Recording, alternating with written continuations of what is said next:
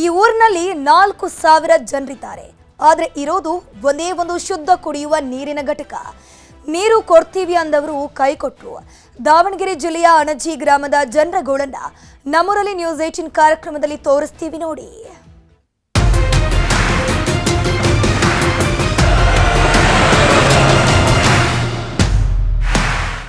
ನಿಮ್ಮ ಮನೆ ಮನೆ ಬಾಗಿಲಿಗೂ ನ್ಯೂಸ್ 18 ಬಂದಿದೆ. ನಿಮ್ಮ ಸಮಸ್ಯೆಗಳನ್ನು ಕೇಳೋದಕ್ಕೆ, ನಿಮ್ಮ ಸಮಸ್ಯೆಗಳಿಗೆ ಧ್ವನಿಯಾಗೋದಕ್ಕೆ, ಸಂಬಂಧಪಟ್ಟಂತಹ ಅಧಿಕಾರಿಗಳಿಗೆ ನಿಮ್ಮ ಸಮಸ್ಯೆ ಏನು ಅನ್ನುವಂಥದ್ದನ್ನು ತಿಳಿಸೋದಕ್ಕೆ, ಈ ಮೂಲಕವಾಗಿ ನಿಮ್ಮ ಊರಿಗೆ ಆಗಬೇಕಾದಂತಹ ಅಭಿವೃದ್ಧಿ ಮತ್ತು ಬೆಳವಣಿಗೆಯನ್ನು ಕಾಣುವಂಥ ನಿಟ್ಟಲ್ಲಿ ನಾವು ಬಂದಿದ್ದೀವಿ. ಇದುವೇ ಇವತ್ತಿನ ವಿಶೇಷ ನಮ್ಮೂರಲ್ಲಿ ನ್ಯೂಸ್ 18.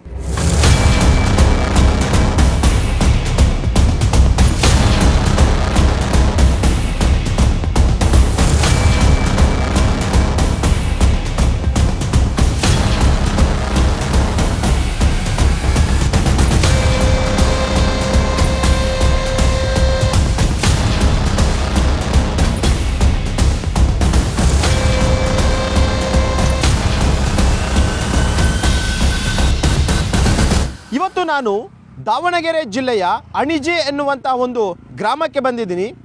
ಈ ಒಂದು ಗ್ರಾಮದಲ್ಲಿ ಸುಮಾರು 3ರಿಂದ 4,000 ಜನಸಂಖ್ಯೆ ಇದ್ದಾರೆ.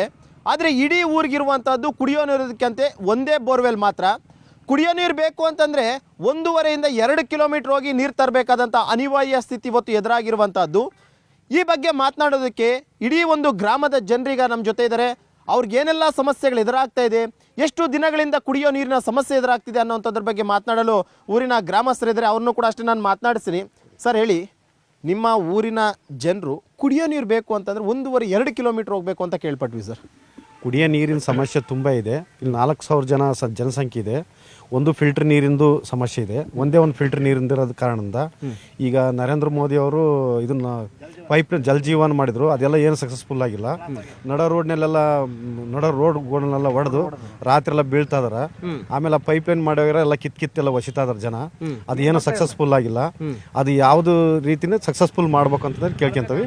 ಒಳೆ ನೀರಾಗಲಿ ತಂದು ಕೊಡ್ಬೇಕು. ಆ ದುಡ್ಡಿನಲ್ಲಿ ಒಳೆ ನೀರೇ ಬಂದೋಗುತ್ತೋ. ಅವ್ರೇನು ಮನೆ ಪೈಪ್ ಹಾಕಿರಲ್ಲ, ಅದು ಒಳೆ ನೀರ ಊರುಗಳಿಗೆ ಕೊಡ್ಬೇಕಿತ್ತು. ಅವ್ರವರು ಪೈಪ್ ಲೈನ್ ಮಾಡ್ಸ್ಕೊಂಡು ಅವರು ಏನೋ ಅನುಕೂಲ ಮಾಡ್ಕೊಂತದ್ರು ಅಂತ ಕೇಳ್ಕೊಂತಾರೆ. ಈಗ ಕುಡಿಯೋ ನೀರು ಇಲ್ವೇ ಇಲ್ವಾ ನಿಮ್ಮೂರಿಗೆ?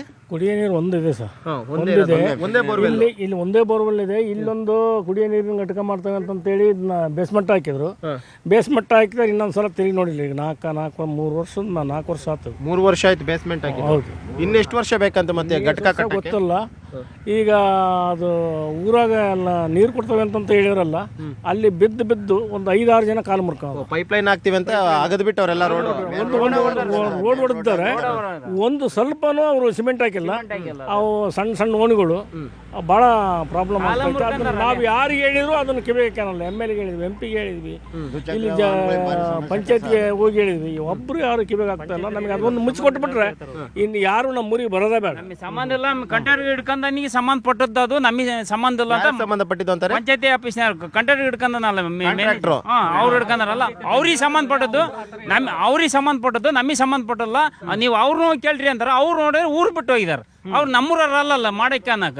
ಈಗ ಅದಕ್ಕಾಗಿ ನೆರೂರವ್ರು ಅವ್ರು ಮಾಡಿರೋದು. ಕಾಂಟ್ರಾಕ್ಟರ್ ಬರ್ಲಿಲ್ಲ ಅಂತಂದ್ರೆ ಗ್ರಾಮ ಪಂಚಾಯತಿ ಅಧ್ಯಕ್ಷರು ಮೆಂಬರ್ ಇರ್ತಾರಲ್ಲ, ಹೇಳ್ತಾರ ಅವ್ರು ಮಾಡ್ತಾ ಬಿಡ್ರಿ ಅಂತ ಅವ್ರು ಹೇಳ್ತಾರ. ಅವ್ರು ಅವ್ರು ಫೋನ್ ಮಾಡಿದಾಗ ನಾವು ಬರ್ತಾ ತಾಡ್ಸಿ ಮುಂದಿನ ತಿಂಗಳು ಬರ್ತಾವೆ, ಈ ತಿಂಗಳು ಬರ್ತಾವೆ ಅಂತಾರ.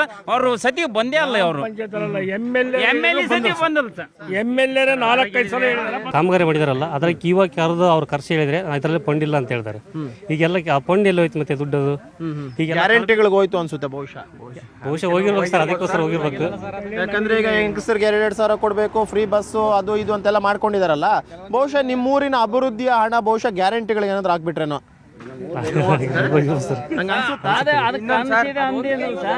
ಇನ್ನೊಂದೇನು ಸರ್, ಈಗ ವಾಟ್ಸಪ್ ಮಾಡ್ತಾರೆ ಸರ್. ವಾಟ್ಸಪ್ಪಲ್ಲಿ ಕೇಳ್ತಾರೆ ಕುಂದುಕೊರತೆಗಳನ್ನು, ವಾಟ್ಸಪ್ಪಲ್ಲಿ ಬರ್ಕೊಂಡು ಹೋಗ್ಬಿಡ್ತಾರೆ. ಆಮೇಲೆ ಅದು ಏನು ಮಾಡೋದೇ ಇಲ್ಲ ಸರ್. ಈಗ 1-1.5 ಕಿಲೋಮೀಟ್ರ್ ರೋಡ್ ಹಂಪಿಲ್ಲ. ಸುಮಾರು ಬಸ್ಗಳು ಓಡಾಡ್ತದೆ. ಒಂದು ರೋಡ್ ಹಂಪಿಲ್ಲ ಸರ್, ಸ್ಟ್ರೀಟ್ ಲೈಟ್ ಇಲ್ಲ, ಚರಂಡಿಗಳು ಕ್ಲೀನ್ ಆಗಿಲ್ಲ, ಏನಾಗಿಲ್ಲ. ಸುಮ್ಮನೆ ನಾವು ಮಾತ್ರಕ್ಕಷ್ಟೇ ವಾಟ್ಸಪ್ ಐಮಸ್ಕ್ ಹಾಕಿ ಈಗ 6 ವರ್ಷ ಆಯ್ತು, 10 ವರ್ಷ ಸರ್. ಇಲ್ಲಿ ದೇವಸ್ಥಾನ ಹತ್ರ ಹಾಕಿಬಿಟ್ಟು ಈಗ 5 ವರ್ಷ ಆಯ್ತು. ಇವತ್ತಿನವರೆಗೆ ಲೈಟ್ ಆನ್ ಮಾಡಿಲ್ಲ. ಇದು ಗ್ರಾಮ ಪಂಚಾಯತಿ ಅಧಿಕಾರಿಗಳು ಒಂದು ಒಟ್ಟ ಗಮನ ಹರಿಸೇ ಇಲ್ಲ. ಒಂದು ಕಡೆ ನೀರಿಲ್ಲ, ಮತ್ತೊಂದು ಕಡೆ ಸ್ಟ್ರೀಟ್ ಲೈಟ್ ಇಲ್ಲ, ಈ ಊರಲ್ಲಿ ಮೇನ್ ರೋಡ್ ಬೇರೆ ಹಿಂಗ್ ಹೋಗಿದೆ, ಹಂಪ್ಸ್ ಇಲ್ಲ. ಎಲ್ಲ ಮೇನ್ ಮತ್ತೆ ಆಂಬುಲೆನ್ಸೇ ಇಲ್ಲ ಸರ್. ಏನಾದ್ರೂ ಹುಷಾರಿಲ್ಲ ಏನಾದ್ರು ಅಂದ್ರೆ ಮೇನ್ ಪರ್ಪಸ್ ಆಂಬುಲೆನ್ಸ್ ಇಲ್ಲ ಸರ್. ನಾವು ಅದ್ರ ವಿಚಾರ ಎಲ್ಲಿ ಬೇಕಾದ್ರೆ ಅಲ್ಲಿ ಓಡಾಡಿ ಸರ್. ಎಲ್ಲಿ ಇದ್ರ ತನಕ ಬಹಳ ಅಧಿಕಾರಿಗಳು ತಕ್ಕ ಓಡಾಡಿದ್ವಿ ಸರ್. ಯಾರು ಏನು ರೆಸ್ಪಾನ್ಸ್ ಮಾಡಲಿಲ್ಲ ಸರ್. ಕೊಡ್ತೀವಿ ಇಷ್ಟೇ ಹೇಳ್ತಾರೆ ಸರ್. ಒಂದು ಟೈಮ್ ಹೇಳ್ದಾಗೆ ಬಿಳ್ಚೋಡಾಗ ಇತ್ತು ಸರ್. ಅದು ಬಿಳ್ಚೋಡಾಗ 3 ದಿವಸ ಇಲ್ಲಿ 3 ದಿವಸ ಕೊಡ್ತಾನೆ ಅಂತ ಹೇಳಿ ಸರ್. ಬರಲೇ ಇಲ್ಲ ಸರ್ ಅದು. ಈಗ ಕುಡಿಯೋ ನೀರಿಗೆ ಅಂತ ಹೇಳ್ಬಿಟ್ಟು ಒಂದಷ್ಟು ಪೈಪ್ ಲೈನ್ಗಳಿಗೆ ಅಂತ ಅಗದು ಬಿಟ್ಟಿದಾರಂತೆ. ಅದು ಯಾಕೆ ಅದೇನು ಕ್ಲೋಸ್ ಮಾಡಲ್ಲವಾ ಹೇಗೆ ಅಂತ? ಅದು ಕಳವೆ ಕಾಮಗಾರಿ ಅಂದ್ರೆ ತಿಳಿದಂತ ಕೊಟ್ಬಿಡ್ತಾರೆ. ಅದು ಮೇನ್ ಸಮಸ್ಯೆ ನಾವು ಅಣಜಿ ಗ್ರಾಮದ ತಿಮ್ಮೇಶ್ ಅಂತಂದು ಹೇಳಿ ಇಲ್ಲಿ ಎಸ್ ಟಿ ಭಾಗ ಭಾಳ ಜಾಸ್ತಿ ಇದೆ. ನಮ್ಮ ಕೊಳಗೇರಿ ಕ್ಷೇತ್ರದಿಂದ ಆಗ್ತಂಗ ಇದಾವೆ. ಇಲ್ಲಿ ಏನು ಮೇನ್ ಪ್ರಾಬ್ಲಮ್ ಅಂದ್ರೆ ನೀರಿನ ಇದ್ಬದ್ದು ರೋಡನ್ನೆಲ್ಲ ಸರ್ಕಾರಕ್ಕೆ ಅದಕ್ಕೆ ಬಂಡಲ್ ಹಾಕ್ಯಾರೆ, ಮತ್ತೆ ಅಗದು ಅದ್ ಮುಚ್ಚಕ್ಕಾಗಿಲ್ಲ, ಹಂಗಾಗಿದ್ದಾರೆ. ಅದನ್ನ ಕೇಳಕ್ ಹೋದ್ರೆ CS MLA ಅವರೆಲ್ಲ ಹೇಳಿದ್ರೆ ಭಾರಿ ಬೇಜವಾಬ್ದಾರಿ ಉತ್ತರ ಕೊಡ್ತಾರೆ. ಅವ್ನ ಬಿಲ್ ಕ್ಯಾನ್ಸಲ್ ಮಾಡ್ಬೇಕು, ಇಲ್ಲ ಅವ್ನ ಬ್ಲಾಕ್ ಲಿಸ್ಟ್ ಹಾಕ್ರಿ ಅಂತ ಹೇಳಿದ್ವಿ. ಅದನ್ನು ಕ್ರಮ ಕೈಗೊಂಡಲ್ಲ. ಈಗ ಹೆಚ್ಚು ಕಮ್ಮಿ 4 ವರ್ಷ ಆಯ್ತು. ಯಾರು ಹೇಳ್ಕೊಂಡ್ರೆ ಡಾಕ್ಯುಮೆಂಟ್ಸ್ ಅದಾವ. ನಾವು ವಿಚಾರ ಮಾಡಿದೇವಿ. ಆ ಮೊಹಮ್ಮದ್ ಅಂತ ನಂಬರ್ ಐತೆ. ಅವ್ನು ಹೇಳಿದ್ರಿ ಅಂತಾನೆ ನಿಮ್ಮೂರ ತೊಂದರೆ ಮಾಡ್ತಿದ್ರಿ, ಅದಕ್ಕೆ ಬಿಟ್ರಿ ಅಂತಾನೆ. ಏನ್ ತೊಂದರೆ ಮಾಡ್ತಿದ್ರಿ? ನಾವು ನೀನು ರೂಲ್ಸ್ ಪ್ರಕಾರ ಮೆಟೀರಿಯಲ್ ಹಾಕಪ್ಪ ಅಂತ ಕೇಳಿದ್ವಿ ನಾವು. ಅದು ವಿಡಿಯೋ ಅದ ನಮ್ಮ ಹತ್ರ. ಅಂದ್ರೆ ನೀವು ಕುಡಿಯೋ ನೀರು ಕೇಳಿದ್ದೆ ಅವ್ರಿಗೆ ತೊಂದರೆ ಅನಿಸ್ತಿದ್ಯಾ? ಅಲ್ಲ, ಅದು ನಾವು ಹೆಂಗ ಮಾಡ್ಕೊಂಡಿದ್ವಿ. ನೀವು ಕೇಳೋದಿರಲ್ಲ, ನಮ್ಗೆ ಸುತ್ತಮುತ್ತ ಎಲ್ಲ ಮಾಡಿಸಿದೀವಿ. ನಮ್ಮೂರಕ್ಕೆ ನೀವು ಕೇಳೋದಿಲ್ಲಲ್ಲ, ಈ ಊರು ಎಂತ ಊರದು ನಾವು ಅಂತ ಮಾತಾಡಿದ್ರು. ಪ್ರಶ್ನೆ ಮಾಡಂಗೇ ಇಲ್ಲ. ಇನ್ನೊಂದು ಪ್ರಾಬ್ಲಮ್ ಏನಂತಂದ್ರೆ, ನಾವು ಭಾಳ ನಮ್ಮ ಹುಡುಗರು ಇಲ್ಲಿ ಮೊರಾರ್ಜಿ ಸ್ಕೂಲಲ್ಲಿ ಓದ್ತಾದಾರೆ ಅಂದ್ರೆ ಈಗ ನೀರಿಂದ ಇತ್ತೀಚೆಗೆ ಭಾಳ ತೊಂದರೆ ಆಗಿದೆ. ಪಾಪ ಪಂಚಾಯತಿ ರಿಕ್ವೆಸ್ಟ್ ಮಾಡ್ಕೊಂಡ್ವಿ, ಬೋರ್ ಅಲ್ಲಿ ವ್ಯವಸ್ಥೆ ಮಾಡಿದ್ರು. ಈಗ ಭಾಳ ಸಮಸ್ಯೆ ಐತಿ. ಈಗ ಅಲ್ಲಿ ಹೋಗಿ ಬರ್ರಿ, 305 ಜನ ವಾಸ ಮಾಡೋದು ಸುಲಭ ಅಲ್ಲ. ನಮ್ಮ ಮಕ್ಕಳಿಗೆ ಭಾಳ ತೊಂದರೆ ಐತಿ. ಯಾಕಂತ ಈಗ ಶಿಕ್ಷಣಕ್ಕೆ ಮೊದಲ ಆದ್ಯತೆ ಕೊಡ್ಬೇಕು. ಇಲ್ಲಿ PDO ಬರ್ತಾರೆ, PDO ಹಾಕ್ಯಾರೆ. 3 ದಿವಸ ಇರ್ತಾನೆ, 3 ದಿವಸ ಅಲ್ಲಿರ್ತಾನೆ. ಅವ್ನ ಯಾಕೆ ಬರ್ತಾನೆ ಡ್ಯೂಟಿ ಅಂತ ಕೇಳ್ರಿ. ಯಾರು ಕೇಳಿದ್ರೆ ಸೌಲಭ್ಯ ಕೊಟ್ಟು ಎಲ್ಲರೂ ಇದ್ಕೊಳ್ಳಿ. ನಿಮ್ಗೆ ಸೌಲಭ್ಯ ಕೊಟ್ಟರೆ ನೀವು ಯಾರು ಏನು ಕೇಳಲ್ಲ. ಈಗ ಯಾಕಂದ್ರೆ ಈಗ PDOದವರು 3 ದಿನ ಬರ್ತಾರಂತೆ, 3 ದಿನ ಬರಲ್ವಂತೆ. ಬರ್ದೇ ಇದ್ರೆ ಅಷ್ಟು ಹೋಗ್ಲಿ ಸರ್. ನಿಮ್ ಸೌಲಭ್ಯ ಕೊಟ್ಟು ಅವ್ರು ಎಲ್ಲಾದ್ರೂ ಇದ್ಕೊಳ್ಳಿ. ಅವರು ಸೌಲಭ್ಯ ಕೊಡಬೇಕು, ಸಾರ್ವಜನಿಕರಿಗೆ ಸೌಲಭ್ಯ ಕೊಡಬೇಕು. ಕೊಟ್ಟು ಅಲ್ಲಿ ಡೆಪ್ಯುಟೇಷನ್ ಮಾಡಿದ್ದಾರೆ. ಮಾಯಕೊಂಡ ಮೇನ್ ಬ್ರಾಂಚ್ ಅವ್ರದ್ದು. ಇಲ್ಲಿ ಅಣಜಿ ಡೆಪ್ಯುಟೇಷನ್ 3 ದಿನ ಬರ್ತಾರೆ. 3 ದಿನ ಬಂದ್ರೂ ಕೆಲಸ ಕಾರ್ಯಗಳು ನಡೀತಾ ಇಲ್ಲ. ಕೆಲಸ ಕಾರ್ಯಗಳು ಮಾಡಿ ಕೊಟ್ಟು ಅವರು ಏನಾರು ಇದು ಮಾಡಲಿ ನಡೀತೈತೆ. ಹೇಳಿ. ಇಲ್ಲ ಸರ್, ಇಲ್ಲಿ ನೀರಿಂದು ಸಮಸ್ಯೆ ಐತೆ. ಇನ್ನೊಂದು ನೀರಿನ ಘಟಕ ಆಗ್ಬೇಕು ಇಲ್ಲಿ. ಯಾಕಂದ್ರೆ 1 ಕಿಲೋಮೀಟರ್ ಆಗತ್ತೆ ಇಲ್ಲಿಂದ. ಎಷ್ಟು ವರ್ಷ ಬೇಕಂತ? ಇದೇನು ಕಟ್ಟಿ 3-4 ವರ್ಷ ಆಗ್ಬಿಡ್ತಾರೆ. ಅವ್ರು ಬೇಸ್ಮೆಂಟ್ ಹಾಕಿ 3-4 ವರ್ಷ ಎಷ್ಟಾಯ್ತು ಕಟ್ತಾರಂತ ಇಲ್ಲ ಅಂತ ಅದನ್ನ ಕೇಳಿದ್ರೆ ಯಾರು ಹೇಳ್ಬೇಕು ಸರ್? ಅದನ್ನ ಹೇಳೋರೇ ಇಲ್ಲ. ಮಾಡ್ಸೋಣ ಇಲ್ಲ ಹೇಳ್ರಪ್ಪ ಮಾಡ್ತಾರೆ ಅಂತಾರೆ. ಅವ್ರನ್ನ ಕೇಳಿದ್ರೆ ಇವ್ರ ಮೇಲೆ, ಇವ್ರನ್ನ ಕೇಳಿದ್ರೆ ಅವ್ರ ಮೇಲೆ ಹೇಳ್ತಾ ಇದ್ದಾರೆ ಸರ್. ಜನತ ಮನೆ ಬರ್ತಾವಲ್ಲ, SC ST ಮನೆ ಇಲ್ಲ, ಬರೀ ಜನರಲ್ಲ ಕಟ್ಸೋಣಕ್ ಆಗಲ್ಲ ಅಂತಾರೆ. ನಾವೆಲ್ಲಿ ಬರೀ ST ಇರೋದಿಲ್ಲ. ಜನರಲ್ ಮನೆಗಳು ಬರ್ತಾವು ಪಂಚಾಯತಿ ಒಳಗೆ. ಇಷ್ಟು ದಿನ ಆದ್ರೂ ಪಂಚಾಯತಿ ಒಳಗೆ ಕೇಳಕ್ ಹೋದ್ರೆ 3-4 ವರ್ಷ ಆದ್ರೂ ಯಾರಿಗೆ ಬಡವರಂತರಿಗೆ ಮನೆ ಸಿಗ್ತಾ ಇಲ್ಲ ಯಾರಿಗೂ. ಅವು ಜನರಲ್ಲಿಗೆ ಬಂದಿರ್ತಾವಪ್ಪ, ಅವು ನೀವು ಕಟ್ಟಂಗನಕ್ಕೆ ಬರಂಗಿಲ್ಲ, SC ಕಟ್ಟಂಗಿಲ್ಲ, ಅವ್ರಿಗೆ ಅಷ್ಟೇ ಪ್ರಯೋಜನ ಇರೋದು ಅಂತ ಹೇಳ್ತಾ ಇದ್ದಾರೆ. ಮನೆಗಳು ಅಲರ್ಟ್ ಇಲ್ಲ ನಿಮ್ಗೆ ಯಾರಿಗೂ? ಇಲ್ಲ SC ಮನೆನ ಬಿಡುಗಡೆ ಆಗಿಲ್ಲ ಇಲ್ಲಿ. ಸರ್ಕಾರದಾಗ SC ಮಾಡ್ತೇವೆ ಅಂತ ಹೇಳ್ತಾರ. ಇವತ್ತಿನವರೆಗೂ ಸರಿಯಾದ ಸೌಲಭ್ಯ ಸಿಗ್ತಾ ಇಲ್ಲ ಇಲ್ಲಿ ಎಲ್ಲಿನ. ಹೇಳೋದಷ್ಟೇ, ನಿಮಗೆ ಮೀಸಲಾತಿ ನಿಮಗೆ ಅದನ್ನ ಕೊಡ್ತೇವೆ, ನಿಮಗೆ ಇದನ್ನ ಕೊಡ್ತೇವೆ ಅಂತ ಬಾಯಾಗಿ ಹೇಳ್ತಾ ಇದಾರೆ. ಇವತ್ತಿವಾಗ ಮನೆಗಳಿಲ್ಲ, ಈಗ ಸರ್ ಇಲ್ಲೊಂದು ಹಾಸ್ಟೆಲ್ ಇದೆಯಂತೆ. 350 ಜನ ವಿದ್ಯಾರ್ಥಿಗಳಿದ್ದಾರೆ. ಮಾತಾಡ್ತೀನಿ. 350 ಜನ ವಿದ್ಯಾರ್ಥಿಗಳಿದ್ದಾರೆ. ಜೊತೆಗೆ ಊರು ಕೂಡ ಅಷ್ಟೇ 3-4 ಸಾವಿರ ಜನ ಇದ್ದಾರೆ. ಬರೀ ಒಂದೇ ಬೋರ್ವೆಲ್ ಅಂತಲ್ಲ ಇರೋದು ನಿಮ್ ಕುಡಿಯೋಕೆ ಅಂತ. ನೀರಿಂದು ಅಲ್ಲಿ ಮೊರಾರ್ಜಿ ಶಾಲೆಯಲ್ಲಿ ಕಾಂಟ್ರಾಕ್ಟ್ದಾರ ಅರ್ಧ ಕೆಲಸ ಮಾಡಿ ಹೋಯ್ದನ್ ಸರ್. ಇವತ್ತಿನವ್ರಿಗೆ ಬಿಲ್ಡಿಂಗ್ ರೆಡಿ ಐತಿ. ಆದ್ರೆ ಇಲ್ಲಿವರೆಗೂ ಉದ್ಘಾಟನೆ ಮಾಡ್ಬೇಕಂತಂದು ಯಾವ ಮಿನಿಸ್ಟ್ರ್ ಕೇಳ್ತಾ ಇಲ್ಲ, ಯಾವ MLA ಕೇಳ್ತಿಲ್ಲ. ನಾವು ಎಲ್ಲ ಊರರೆಲ್ಲ ಪ್ರೆಸರ್ ಆಗ್ತದವಿ. HM ನನಗೆ ಗೊತ್ತಿಲ್ಲ, ಅಧಿಕಾರಿಗಳು ಕೇಳಕ್ಕಂತಂದೇಳಿ ಅವ್ರ ಮೇಲೆ ಇವ್ರ ಮೇಲೆ ಕಾಂಟ್ರಾಕ್ಟ್ ಮೇಲೆ ಹಾಕ್ಯಂದು ಓಡಾಡ್ತಾ ಇದಾರೆ ಸರ್. ಕುಡಿಯಕ್ಕೆ ಸ್ನಾನ ಮಾಡೋಕ್ಕೂ ನೀರಿನ ಸಮಸ್ಯೆ ಐತೆ ಅಲ್ಲಿ. ಊರು ಪಂಚಾಯತಿ ವತಿಯಿಂದ ಒಂದು ಬೋರ್ ಬಿಡಿಸ್ಕೊಟ್ಟೇವೆ ಸರ್ ನಾವು. ಈಗ ಪಂಚಾಯತಿ ವತಿಯಿಂದ ನೀರು ಹೋಗ್ತೈತಿ, ಈಯೂಸ್ ಆಗತ್ತೆ. ಅದು ಯಾವಾಗ ಹೋಗ್ತೋ ಊರಿಗೆ ಸಮಸ್ಯೆ ನೀರಿಗೆ ಐತೆ ಅಂದಾಗ ಅವ್ರಿಗೆ ಇನ್ನಿಂದ ಎಲ್ಲ ಕೊಡೋಣ. ಇಂಜಿನಿಯರು ಇದು ಮಿನಿಸ್ಟರ್ ಆದಾಗ ಮೊರಾರ್ಜಿ ಶಾಲೆ ಹಾಕಿ ಕೊಡ್ತಾರೆ. 12 ಎಕರೆ ಊರು ವತಿಯಿಂದ ಕೊಟ್ಟಾರ ಸರ್. ಬಿಲ್ಡಿಂಗ್ ಚೆನ್ನಾಗೈತಿ, ಆದ್ರೆ ಅಲ್ಲಿರ್ತಕ್ಕಂಥ ಅವ್ಯವಸ್ಥೆ ಸ್ಥಿತಿಯಲ್ಲಿದೆ. ಯಾರು ಅಧಿಕಾರಿಗಳು ಚೆನ್ನಾಗಿದೆ, ಮೂಲಭೂತ ಸೌಕರ್ಯಗಳಿಲ್ಲ. ಮೂಲಭೂತ ಸೌಕರ್ಯಗಳು ತುಂಬಾ ಕೊರತೆ ಐತಿ. ಆಯ್ತು ಸರ್, ಈಗ ಇನ್ನು ಗ್ರಾಮ ಪಂಚಾಯತ್ ಅಧ್ಯಕ್ಷ ತಲೆ ಕೆಡಿಸ್ಕೊಂತಿಲ್ಲ, ಹೋಗ್ಲಿ ಜಿಲ್ಲಾಧಿಕಾರಿಗಳಿಗೂ ತಹಶೀಲ್ದಾರ್ ಅವ್ರಿಗೂ ಅವ್ರ ಗಮನಕ್ಕೆ ತಂದಿದ್ರೆ ಬಂದು ಹೇಳ್ತಲ್ಲ ಸರ್. ಯಾರು ಬಂದು ಹೇಳ್ತಾನೆ ಇಲ್ಲ. ಎರಡು ಬೋರ್ ಹಾಕ್ಸಿದ್ರೆ ನೀರು ಬಿದ್ದಿಲ್ಲ, ಅದಕ್ಕೆ ನೀರಿಲ್ಲ, ಮತ್ತೆ ನೀರಿನ ಪ್ರಾಬ್ಲಮ್ ಐತೆ ಅಲ್ಲಿ. ಹಂಗಾಗಿ ಹುಡ್ರಿಗೆ ಭಾರಿ ತೊಂದರೆ ಇದೆ ಅಲ್ಲಿ. ಈಗ ಹುಡ್ರೆಲ್ಲ ಭಾಳ ಹುಡ್ರದಾರೆ. ಅವರು ಮೇಲಧಿಕಾರಿಗಳು ಬಂದು ಅದನ್ನ ಪರಿಶೋಧನೆ ಮಾಡಬೇಕು. ಆಮೇಲೆ ಅಲ್ಲೊಂದು ಆಸ್ಪತ್ರೆ ಕಡೆ ಸಹ ಅದು 4 ವರ್ಷ ಆಯಿತು, ಅರ್ಧಂಬರ್ಧ ಕಟ್ಟಿ ಹಂಗೆ ಬಿಟ್ಟಿದ್ದಾರೆ. ಅದೇನು ಮಂದಿ ಯಾವ್ದು ಸರ್? ಆಸ್ಪತ್ರೆ ಅದೊಂದು ಇಲ್ಲಿ ಒಂದು ವೆಹಿಕಲ್ಸ್ಗಳು ಜಗಳೂರು ದಾವಣಗೆರೆ ಮೇನ್ ರೋಡು ಸುಮಾರು ಒಂದು ದಿವಸಕ್ಕೆ ಒಂದೂವರೆ ಸಾವಿರ ವೆಹಿಕಲ್ಸ್ಗಳು ಓಡಾಡ್ತಾವೆ. ಒಂದು ಆಂಬುಲೆನ್ಸ್ ಸೌಕರ್ಯ ಇಲ್ಲ. ತುಂಬ ಸಲ ಕೇಳಿದೆವು ನಾವು, ಆಂಬುಲೆನ್ಸ್ ವ್ಯವಸ್ಥೆನೇ ಇಲ್ಲ. ಹೆರಿಗೆ ಪೇಷಂಟ್ ಬಂದರೂ ಇಲ್ಲ, ಹೆರಿಗೆ ಪೇಷಂಟ್ ರಾತ್ರಿ ಬರ್ಬೋದು, ಬೆಳಗ್ಗೆ ಬರ್ಬೋದು, ಡಾಕ್ಟ್ರುಗಳೇ ಇರಲ್ಲ. ಸೌಕರ್ಯ ಎಲ್ಲ ಚೆನ್ನಾಗೈತಿ, ಹಾಸ್ಪಿಟ್ಲ್ ಐತಿ, ಡಾಕ್ಟ್ರುಗಳು ಉಳ್ಕನೋ ಅಷ್ಟು ಎಲ್ಲ ಹಾಸ್ಪಿಟ್ಲ್ ಮಾಡಿಕೊಟ್ಟಾರೆ ಸರ್ಕಾರ. ಆದರೆ ಅವ್ರನ್ನ ಕೇಳೋರಿಲ್ಲ, ಅಧಿಕಾರಿಗಳು ಬಂದು ಪ್ರಶ್ನೆ ಮಾಡೋರಿಲ್ಲ. ಈಗ ಇನ್ನೊಂದು ವಿಚಾರ ಕೇಳ್ಪಟ್ವಿ ಸರ್, ಪ್ರತಿಯೊಂದು ಮನೆಯಲ್ಲಿ 2-3 ಜನ ನೀರು ಕುಡಿದು ಕಲುಷಿತ ನೀರು ಕುಡಿದು ಮಲಗಿದ್ದಾರೆ ಅಂತ ಕೇಳ್ಪಟ್ವಿ. ಏನಾಗಿದೆ ಅಂತ ಸರ್? ನೀರು ಬರ್ತಾ ಇಲ್ಲ ಸರ್. ಒಟ್ಟು ಎಲ್ಲ ಹೆಂಗಂದ್ರೆ ಒಂದೇ ಬೋರ್ ಇರೋದು. ಎಲ್ಲ ಕಡೆ ಇವರು ನರೇಂದ್ರ ಮೋದಿ ಸ್ಕೀಮ್ ಅಂತಲ್ಲ ಸರ್, ಈ ಸ್ಕೀಮ್ನೊಳಗೆ ಪೈಪ್ ಎಲ್ಲ ಒಡೆದು ಹೋದ್ರು, ಪೈಪ್ ಹಾಕಿದಾರ, ಒಂದು ನಲ್ಲಿ ಕೊಡಿದ್ರೆ ನಲ್ಲೆಲ್ಲ ಮುರಿದವ. ಈ ದುಡ್ಡು ಯಾರು ಕೊಡ್ತಾರೆ? ಉಪ್ಪು ನೀರು ಬರುತ್ತೆ ಅದರಲ್ಲಿ? ಉಪ್ಪು ನೀರು ಅಲ್ಸ, ನೀರೇ ಇಲ್ಲ ಅದ್ರಾಗೆ. ಪೈಪ್ ಹಾಕಿ ಹೋಗಿದ್ದಾರೆ, ಒಂದು ಹನಿ ನೀರು ಬರ್ತಾ ಇಲ್ಲ ಅದ್ರಾಗೆ. ಎಲ್ಲಿಂದ ಬರ್ಬೇಕಾಗುತ್ತೆ ನೀರು ಅಲ್ಲಿಗೆ? ಅದು ಎಲ್ಲಿಂದ ಬರ್ತಾ ಇಲ್ಲ ಸರ್, ಇಲ್ಲಿಂದ ಬರ್ಬೇಕು. ಒಂದು ಹನಿ ನೀರು ಬರ್ತಾ ಇಲ್ಲ ಅದ್ರಾಗೆ, ಒಳಗೆ ನೀರು ಬರ್ತಾ ಇಲ್ಲ. ಈ ಪೈಪ್ ಎಲ್ಲ ಹೊಡೆದಾರ, ರೋಡ್ ಎಲ್ಲ ಹೊಡೆದಾರ, ಒಂದು ನಲ್ಲಿ ನೀರು ಬರಲ್ಲ, ನಲ್ಲೆಲ್ಲ ವರ್ಷಕ್ಕಿತಾವ. ಈ ಸರ್ಕಾರ ದುಡ್ಡು ವೇಸ್ಟ್ ಇದೆ, ಸುಮ್ಮನೆ ಮಾಡಿದ್ದು. ಈಗ ಈ ಪೈಪ್ ಲೈನ್ ವ್ಯವಸ್ಥೆ ಮಾಡಿ ಯಾಕೆ ಅರ್ಧಕ್ಕೆ ಬಿಟ್ಟಿರೋದು ಅಂತ ಅದು ಏನಂತ ಗೊತ್ತಾಗ್ತಾ ಇಲ್ಲ ಸರ್, ಅವ್ರನ್ನೇ ಕೇಳಬೇಕು. ಕಾಂಟ್ಯಾಕ್ಟ್ ಬಸವರಾಜ್ ಅಂತಂದು ಅವ್ರು ಯಾರು ಊರಲ್ಲಿಲ್ಲ, ಕೇಳಿದರೆ ಯಾರು ಸರಿ ಸ್ಪಂದಿಸ್ತಾ ಇಲ್ಲ. ಈ ಕಾಯಿಲೆಗಳೇನಾದ್ರೂ ಬರ್ತಿದ್ಯಾ? ಯಾವುದೋ ಭಾರಿ ಕಾಯಿಲೆ ಸರ್, ಕೆಮ್ಮು, ನೆಗಡಿ, ನೀರು ಪ್ರಾಬ್ಲಮ್ ಆಗಿ ಈಗ ಇದು ಇಲ್ಲಿ ಒಂದು ಇದ್ರದ್ದು ನೀರು ಐತಿ ನೀರು ಘಟಕ, ಅದು ಕೆಡ್ತ ಅಂದ್ರೆ ಹಳ್ಳಿ ಸುತ್ತರಿಬೇಕು ನಾವು ತರಕಂದ್ರೆ ತರ್ತೀರಾ? ಬೈಕ್ನಾಗ ಹೋಗ್ಬೇಕು, ಕಾರ್ಗಳು ತಗೊಂಡು ಹೋಗ್ಬೇಕು, ಟ್ಯಾಕ್ರಿ ತಗೊಂಡು ಹೋಗ್ಬೇಕು. ಇಲ್ದಾರು ಇವು ಮತ್ತೆ ಯಾವ ಬೇರೆ ನೀರು ಕುಡಿಬೇಕು ಸರ್. ಇದ್ದರು ಗಾಡಿ ಇದ್ದರು ಹೋಗ್ತಾರೆ ಸರ್. ಗಾಡಿ ಈಗ ಇಷ್ಟು ಸಮಸ್ಯೆಗಳಾಗ್ತಿದೆಯಲ್ಲ, ಯಾಕೆ ಯಾರಿಗೂ ಗೊತ್ತಾಗ್ತಿಲ್ವ ಅಂತ? ಯಾರು ಕೇಳ್ಬೇಕು ಸರ್? ನಮ್ಗೋಳು ಯಾರು ಕೇಳಲ್ಲ, ಇಲ್ಲಿ ಯಾರು ಕೇಳಲ್ಲ ಸರ್. MLA ಹೇಳಿದ್ರೆ ಹ್ಞೂ ಹೇಳ್ತಾನೆ ಅಂತಾರೆ, ಅವರು ಹೇಳ್ತಾರೆ. ಅವ್ರಿಗೆ ಇವರು ಈ ಚರಂಡಿ ತೆಗೆದ್ರೆ ಮಾತ್ರ ಎಂದೂ ಬರೋದೂ ಇಲ್ಲ.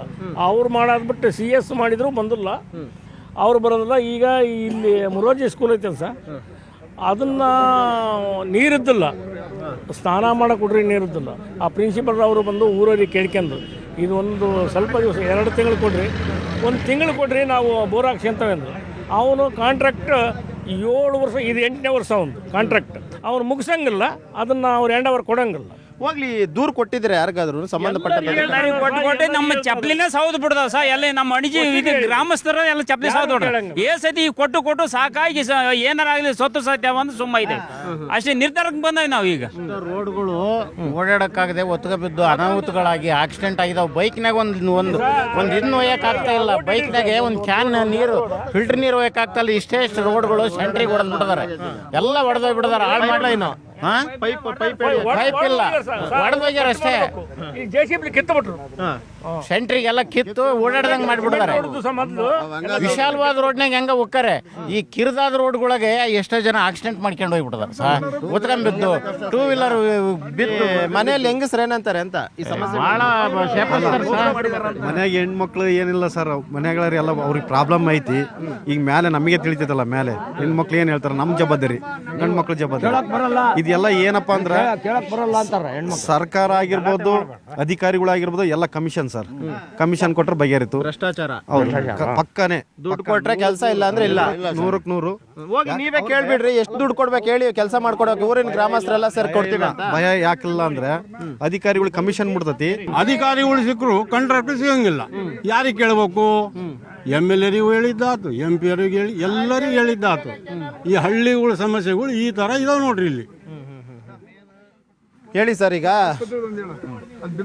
ಸರ್, ಮೊದಲು ಬಸ್ ಇತ್ತು, 2 ಡಾಕ್ಟ್ರು ಇಲ್ಲೇ ವಾಸವಾಗಿರೋರು ನಮ್ಮ ದೊಡ್ಡ ಆಸ್ಪತ್ರೆ. ಈಗ ಒಬ್ಬೊಬ್ರು ಇರಲ್ಲ. ಬಸ್ ಆದ್ರೂ ಬರುತ್ತಾ? ಬಸ್ಗಳಾದ್ರೂ ಕರೆಕ್ಟ್ ಆಗಿದೆಯಾ? ಬಸ್ ಈಗೆಲ್ಲ ಎಲ್ಲ ತಗೊಂಬಿಟ್ರು, ವಾಪಸ್ ತಗೊಂಬಿಟ್ರು. ಒಂದು ಬಸ್ಸು, ಒಂದು ಜೀಪ್ ಇತ್ತು, 2 ಡಾಕ್ಟರ್ ಇರೋರು. ಈಗ ಇಲ್ಲಿ ಒಂದು 40ರಿಂದ 50 ಹಳ್ಳಿ ಸೇರ್ತವೆ ಸರ್. ರಾತ್ರಿ ಹೆರಿಗಾದರು ಮತ್ತೆ ದಾವಣಗೆರೆ. ಹಾಗಿದ್ರೆ ಈಗ ಮೆಡಿಕಲ್ ಎಮರ್ಜೆನ್ಸಿ ಅಂತ ಬಂದ್ರೆ ಎಲ್ಲಿ ಹೋಗ್ತೀರಿ ನೀವು? ಎಮರ್ಜೆನ್ಸಿ ಮತ್ತೆ ಬಸ್ಸಿಗೆ ದಾವಣಗೆರೆಗೆ ಹೋಗ್ಬೇಕು ಸರ್. ಸರ್, ಇಲ್ಲಿ ಏನೋ ಅನಾಹುತ ಆತಂದ್ರು, ಸೆಂಟ್ರಲ್ಲಿ ಆಕ್ಸಿಡೆಂಟ್ ಆತಂದ್ರು, ಆಂಬುಲೆನ್ಸ್ ಯಾವ್ದೊಂದು ಕಾರು ಇಲ್ಲಾಂದ್ರೆ ಬಸ್ನಾಗ ಹೋಗ್ಬೇಕು ಸರ್. ಸೆಂಟ್ರಿಗೆ ಜೀವ ಹೋಯ್ತಂದ್ರೆ ವಾಪಸ್ ತಗೊಂಬರ್ಬೇಕು. ಆಂಬುಲೆನ್ಸ್ ಅಂತೂ ಎಷ್ಟು ಸುಮಾರು ಸಲ ಎಲ್ಲರ ಹತ್ರ ಹೋದ್ರು MLA ಗಮನಕ್ಕೆ ಬಂದಂದ್ರು ಯಾರು ಕೇರ್ಲೆಸ್ ಮಾಡ್ತಿದ್ದಾರೆ. ಮೇಂಟೈನ್ ಒಟ್ಟಿಗೆ ಅವನಿಗೆ ಆಂಬುಲೆನ್ಸ್ ಬೇಕು ಸರ್. ಉಪಕೇಂದ್ರ ಇದು. ಈಗ ಇಷ್ಟು ಸಮಸ್ಯೆಗಳು ಕಣ್ಮುಂದೆ ಕಾಣ್ತಿದೆ, ಏನ್ ಮಾಡ್ತಿದ್ದೀರಾ ನೀವೆಲ್ಲ ಅಂತ? ಎಲ್ಲ ಹೋರಾಟ ಎಲ್ಲ ಮಾಡಿದ್ವಿ ಸರ್, ಏನು ಯಾರು ರೆಸ್ಪಾನ್ಸ್ ಮಾಡ್ತಾ ಇಲ್ಲ. DHO ಎಲ್ಲರಿಗೂ ಕಂಪ್ಲೇಂಟ್ ಮಾಡಿದ್ವಿ ಆಂಬುಲೆನ್ಸ್ ಬಗ್ಗೆ, ಯಾರು ಏನು ಒಂದು ಚೂರು ರೆಸ್ಪಾನ್ಸ್ ಮಾಡ್ತಾರೆ. ಡಿಸ್ಟ್ರಿಕ್ಟ್ ಹೆಲ್ತ್ ಆಫೀಸರ್ ಅನ್ನೋಂಥವ್ರು ಮನೆಗೂ 2-3 ಜನ ಕಾಯಿಲೆಯಿಂದ ಬಳಲ್ತಾವ್ರೆ, ನೀರಿಂದ ಈ ರೀತಿ ಸಮಸ್ಯೆಗಳಾಗ್ತಿದೆ, ವಾಂತಿ ಭೇದಿ ಆಗ್ತಿದೆ ಅಂದರೆ ಅವ್ರೇನು ಮಾಡ್ತಿದ್ದಾರೆ ಅಂತ ಅಟ್ಲೀಸ್ಟು ಅವ್ರಿಗೆ ಮಾಹಿತಿ ಗೊತ್ತಾಗುತ್ತೋ ಬಿಡುತ್ತೋ ಗೊತ್ತಾಗ್ತಿಲ್ಲ ಸರ್. ಅದು ನಾವಂತ ತಿಳಿಸಿದ್ದೇವೆ, ಅವರು ರೆಸ್ಪಾನ್ಸ್ ಅಂತ ಮಾಡ್ತಿಲ್ಲ. ಇಲ್ಲಿ ಅಧಿಕಾರಿಗಳು ಸತಿಗೂ ಅವ್ರಿಗೆ ನೇರ ಹೊಣೆನೇ ಸರ್ ಇದಕ್ಕೆ. ಅವರು ಮುಂದೆ ಏನು ಮಾಡ್ತಾರೆ ಅಂತ ಗೊತ್ತಾಗ್ತಿಲ್ಲ ಸರ್. ಅದು ಸರ್ ಇಲ್ಲಿ ಗೌರ್ಮೆಂಟ್ ಹಾಸ್ಪಿಟ್ಲ್ ಇತ್ತಲ್ಲ, ಇಲ್ಲೆಲ್ಲ ಜನಗಳು ಎಲ್ಲರೂ ಗೌರ್ಮೆಂಟ್ ಆಸ್ಪತ್ರೆ ಯಾರು ಹೋಗಲ್ಲ, ಎಲ್ಲ ಪ್ರೈವೇಟಿಗೆ ಹೋಗ್ತಾರೆ. ಗೌರ್ಮೆಂಟ್ ಹಾಸ್ಪಿಟ್ಲ್ ಸರಿಯಾಗಿ ಟ್ರೀಟ್ಮೆಂಟ್ ಇಲ್ಲ. ಇಲ್ಲಿ ಏನು ಮೇಜರ್ ಇತ್ತಂದ್ರೆ ದಾವಣಗೆರೆ ಅಂತ ಹೇಳ್ತಾರೆ. ಹಾಗಾಗಿ ಗೌರ್ಮೆಂಟ್ ಹಾಸ್ಪಿಟ್ಲಿಗೆ ಹೋಗ್ತಾನೆ ಇರ್ತಾರೆ. ನಿಮ್ಮೂರಲ್ಲಿ ಏನಾದ್ರು ಒಂದು ಸಮಸ್ಯೆ ಅವಾಗ ಇಲ್ಲಿ ವ್ಯವಸ್ಥೆ ಏನಂತಂದ್ರೆ ಸುತ್ತಮುತ್ತಲು ನಮ್ಮ ಅಣಜಿ ಪಂಚಾಯತಿ ಒಳಗೆ 12 ಗ್ರಾಮ ಬರ್ತಾವ್ರಿ. 12 ಗ್ರಾಮದವರು ಇಲ್ಲಿ ಸುತ್ತಮುತ್ತಲು ಆಪರೇಷನ್ಗೆ ಅಂದ್ರೆ ಇಲ್ಲೇ ಬಂದುತ್ತಿದ್ರು. ಈಗ ಎಲ್ಲ ವ್ಯವಸ್ಥೆನೂ ಕಾಲಕ್ರಮೇಣ ಕ್ಷೀಣಿಸ್ಕೊಂತ ಹೋಗ್ತು. ಯಾಕಂದ್ರೆ ಫೆಸಿಲಿಟಿ ಜಾಸ್ತಿ ಆಗ್ತದೆ ಅಂದ್ರೆ ಈಗ ದುಡ್ಡು ಕೊಟ್ಟು ಮಾಡಿಸಂತಕ್ಕೆ ವ್ಯವಸ್ಥೆ ಕಾಲ ಕೊಡ್ತಾರೆ. ಈಗ ಅವರಾಗಿ ಅವರೇ ನಮಗೆ ಬೇರೆ ಇಲ್ಲಿ ಬರೋಕೆ ಅವಕಾಶ ಕೊಡ್ತಾರೆ. ಅವಾಗ ಎಂತ ಗೊತ್ತಾ, ರಾತ್ರಿ ನೆತ್ತೆ ಹೋದ್ರು ಸಿಸ್ಟರ್ಗಳು ಫಸ್ಟ್ ಗಮನ ಹರಿಸ್ತಿದ್ರು. ಈಗ 10 ವರ್ಷ ಹಿಂಚೆ ಒಂದು ಗುಳಿಗೆನಾರು ಕೊಟ್ಕೊಳ್ತಾರೆ ಅಲ್ಲಿ ಸ್ಕೂಲ್ ಹತ್ರದ. ಈಗ ಯಾರು ಕೇಳೋದಿಲ್ಲ. ಕೇಳಿದ್ರೆ ಅಂತ ಗೊತ್ತಾ, ನಮ್ಮ MLA ಇದಾರ, ಈಗ ಅವ್ರು ಕೂಡ ರೆಕಮೆಂಡೇಶನ್ ಮಾಡ್ತಾರೆ. ನಾವು ಏನೇ ಮಾಡಿದ್ರು ಟೊಳ್ಳೆ, ಏನು ಮಾಡೋಕ್ಕಾಗಲ್ಲ ಅಂತ ಪರಿಸ್ಥಿತಿ ಮಾಹಿತಿ. ಆ ಗುಳಿಗಿಲ್ಲ, ಆ ಸಂಬಂಧ ಏನಲ್ಲ ಅಂತೇಳಿ ನಾವು ಸುಮ್ಮನೆ ನಾನು ಬಿದ್ದುದಾಗೈತಿ. ಈಗ